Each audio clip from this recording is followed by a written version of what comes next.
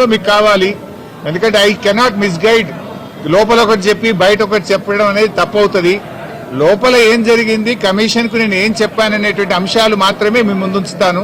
మీకు మిగతా ఎన్ని క్వశ్చన్స్ ఉన్నా, ఎన్ని పొలిటికల్ గా కావాలన్నా రేపు మాట్లాడుకుందాం. Today I will not speak any politics. ముఖ్యంగా మొట్టమొదలు తమ్మిడిహట్టి నుంచి మేడిగడ్డకు ఎందుకు మార్చారు అనే దాని మీద చాలాసేపు డిస్కషన్ జరిగింది. దానికి నేను సవివరంగా సమాధానం చెప్పడం జరిగింది. ముఖ్యంగా కొత్తగా ఏర్పడ్డ తెలంగాణ ప్రభుత్వం తమ్మిడిహట్టి దగ్గరే దాన్ని కట్టడానికి అన్ని రకాల ప్రయత్నం చేశాము. నేను ఇరిగేషన్ మంత్రి అయినప్పుడు రివ్యూ చేసుకుంటే ప్రాణహిత చేవెళ్ల ప్రాజెక్టును 7 భాగాలు 28 ప్యాకేజీలుగా నిర్ణయించి టెండర్లు పిలిచి పనులు ప్రారంభించారు.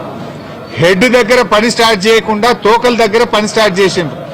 ఎక్కడైతే నీళ్లు డ్రా చేయాలో, ఎక్కడైతే తమ్మిడిహట్టి దగ్గర నుంచి నీళ్లు తేవాలో అక్కడి నుంచి పని ప్రారంభించకుండా ఎక్కడెక్కడో కాలువలు టన్నెలు తవ్వారు. సో నేను ఇరిగేషన్ మంత్రి అయిన తర్వాత రివ్యూ చేసి మరి ఈ ప్రాజెక్టులో ఆల్రెడీ ఖర్చు జరిగింది కదా, దీన్ని కొనసాగించాలని అప్పటి మహారాష్ట్ర కాంగ్రెస్ ప్రభుత్వానికి మేము కన్సల్ట్ చేశాం.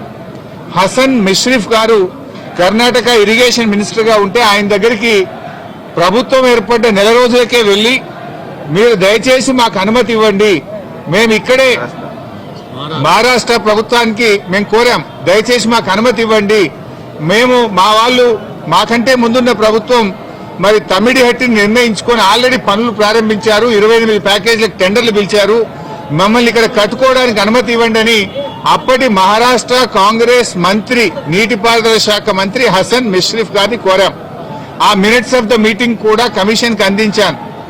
ఆనాడు ఇరిగేషన్ మంత్రిగా ఉన్నటువంటి మిష్రిఫ్ గారు చాలా స్పష్టంగా ఏం చెప్పిందంటే, మేము 7 ఏళ్లుగా ఇక్కడ కట్టడానికి ఒప్పుకోలేదు, మా రాష్ట్రంలో ధర్నాలు ఉద్యమాలు జరుగుతూ ఉన్నాయి, మేము 152 మీటర్ల దగ్గర ఒప్పుకోలేము.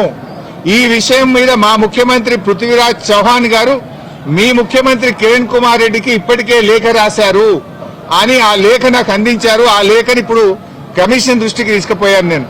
ఆ లేఖలో ఏముందంటే, మీకు మీరుగా నిర్ణయించుకొని పనులు ప్రారంభిస్తే మీరు చేసే ఖర్చు, మీరు చేసే డబ్బు ఏదైతే ఖర్చు చేస్తుందో అదంతా వృధాగా మారే అవకాశం ఉంది అని పృథ్వీరాజ్ చౌహాన్ గారు మన రాష్ట్ర ముఖ్యమంత్రికి రాసిన లేఖను ఆనాటి కాంగ్రెస్ మంత్రి నాకు ఇచ్చారు.